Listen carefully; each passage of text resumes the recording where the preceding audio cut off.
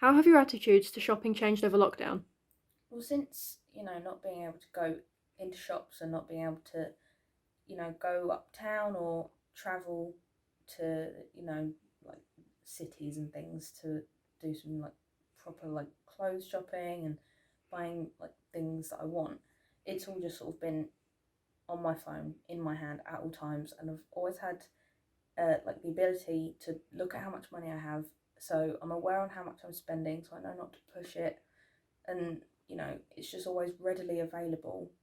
So, would you say there's been any significant change or increase in the popularity of particular independent retailers recently? Yeah, definitely. Like websites like Etsy, obviously because it's very anyone can start their own little like business and start their own little shop on Etsy, and because it's supporting these like independent people who are just sort of working their way up, and they'll start with having their own little shop on like a big website.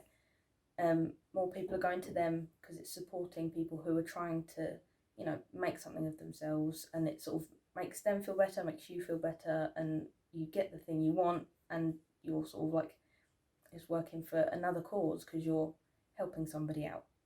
Because there's so many new businesses opening up all the time, like every day, more and more people start doing it.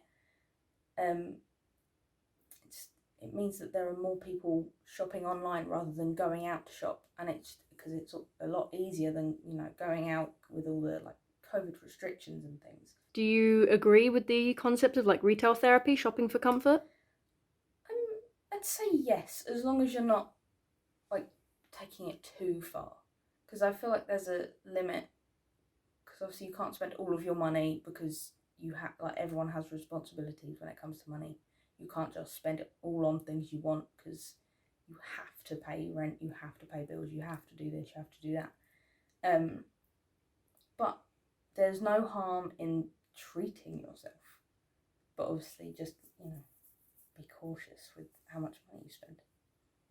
I feel like I've bought stuff more impulsively, definitely during lockdown. It was less that um, I was buying things like clothes and more like wacky items that would give me some sort of hobby to do in lockdown. For example, like arts and crafts stuff, I was more inclined to buy, and I bought a lot of crochet sets and sequin art sets that I would just spend my days doing because there was literally there was nothing to work towards any at all. So I was just very bored and at home doing nothing. So I feel like with it was kind of like a coping mechanism in a way to just impulsively spend.